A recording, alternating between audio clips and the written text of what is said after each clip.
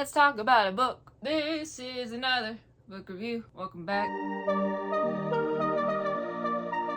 This is the Rarkyn's Familiar, I hope I'm saying that right, by Nikky. Let's read the summary. An orphan bent on revenge. A monster searching for freedom. A forbidden pact that binds their fate together.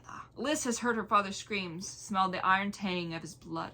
She's witnessed his execution and plotted her revenge. Then a violent encounter traps Lyss in a blood pact with a Rarkyn from the otherworld and imbues her with the monster's forbidden magic.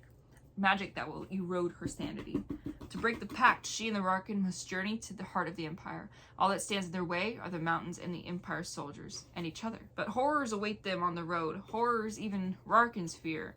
Can I just say, with a Texan accent, a Southern accent, saying horrors is one of the hardest things to say, okay? The most terrifying monster isn't the one Lyss travels with. It's the one that's awoken inside of her. Monsters of a feather flock together. It's won a lot of awards too, it's listed. Anyway, let's talk about it. This is a duology, or a trilogy. I think it's a trilogy, but only 2 books are out right now, unless the 3rd one came out last time. Anyway, I want to read both these books. I was captivated by the image from the 2nd book, and that's why I started reading the 1st book, because I really wanted to read the 2nd book. So, moving on. I'm snapping a lot, I need to know. We got Lyss, a girl who watched her dad die. We got the Rarkyn, a creature from the otherworld that has a fever, or had a fever. Whatever, because he fell too deep into the other world or something. I think that's what it is. Anyway, they accidentally have a blood pact thing. It really was an accident, and it's really interesting the way that it happened because it was an accident.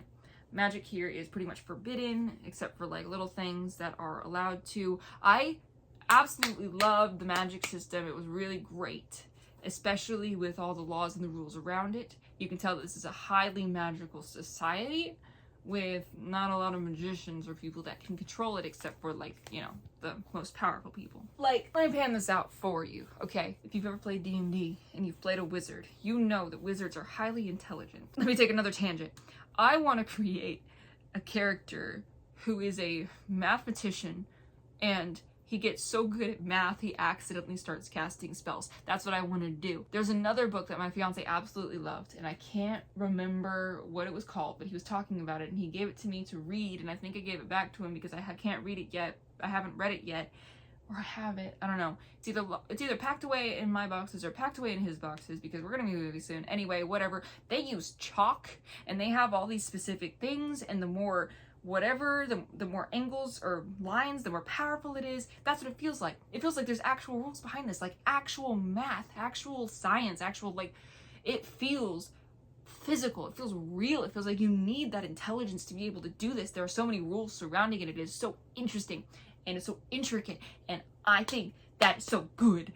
I love it. If you've ever watched Critical Role, going on about D&D, and you know about Caleb Widogast, and you know about everything Liam O'Brien does with him and the way he describes the way he's doing the magic, and it's just, that's what it feels like. It feels like it's actually real, like it's tangible, like you can do it, like all you need to do is study, and that's what it should be for wizards. It's energy. Anyway, that's what it feels like. The magic system for this is incredible, and I absolutely love it, and I appreciate it.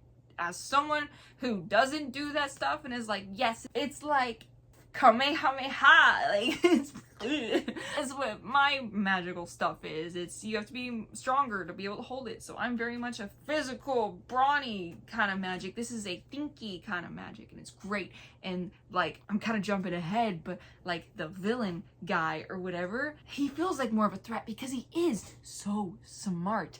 And you're like, well, how are they going to get out of this? Because this guy knows exactly what he needs to do. He's so smart. He's manipulative. And he also has a soft side. He's well-rounded. All these characters are well-rounded. I love the creativity. I love just how interesting it is. In general, I don't know what else I can go off about this. I love the Rarkyn. I love the relationship that ends up growing between them. I'm not talking about romantic, even though I'm like, it could in the future. This could be a monster romance, but I don't know about that. But I love the tension between them. I love the growing insanity. I could feel every ounce of intensity, and it would ramp it up. And I really enjoyed this book. It's a lot longer than I thought it was when I first got it, but I really enjoyed this book, and I do want to see what happens in the next one. They have been sitting in my Amazon cart for a while now. I'll get around to it one day. I'm trying not to buy books right now because I'm moving and I shouldn't have more to pack, right? There were times in the battle scenes where I would get a little lost, like it went a little too fast and maybe I missed something, but it didn't take away from anything with me. This book was highly creative and I enjoyed every second of it. It was really great. If this sounds like something you're interested in, definitely pick it up. I wonder if I have any, I don't think I have any quotes, but let me see. And I guess it's just a woman in you that brings out the man in me. Oh, I do! Here are some quotes that I highlighted. This one made me laugh, that's why I highlighted. Then why, by Sep's divine balls, did you shoot one with a tinker's blowpipe? That's funny. Oh, that's funny. Ooh, you're lucky to be alive. Remember that. Miracles don't come twice. Piggy, what are you doing? Only those who have never taken a life can talk of killing lightly. It was both a familiar and horribly alien sensation, like recalling a half-forgotten memory in sharp and sudden detail. That's cool. That's cool. I do not know what drives our crown's fear, but I worry it's eroding everything our lands once were. The quickest way to kill a monster is to go straight for the heart. His desire had gone from an all-consuming fire at the heart of his... Piggy, what was that? Why'd you do that? You scared Bo. His desire had gone from an all-consuming fire at the heart of his soul to a grim, icy determination. Unlike a fire, ice didn't splutter and die at the slightest breath of the wind. It was solid, heavy. It ground on, like the glaciers of the steppes. Every season, its tracks grew deeper, more resolute. I saved you. You owe me everything, he thundered. They all do. Whew. Cobwebs of its power hung in his head. That's just such a cool image. Heavy beyond her ability to measure, a mass she couldn't grasp, the same way an ant couldn't comprehend a mountain. And last one, do you hear my prayers, Elena? Wow. Do you hear my prayers, Elena? Do these words drift to you as you sleep? Do you still think of me, or does memory decay in Bears Hall? 6 years is a long time coming. It may be longer time still. So that is the Rarkyn's Familiar. I got out of Book Sirens, then I bought the actual one. Because, like, I wanted it, and I want the second one. I'm gonna get it. I'm gonna get it. I'm gonna read it eventually. But go check it out if you think it sounds interesting, because I definitely was, and I really enjoyed it. So, anyway, link in the description or in the description.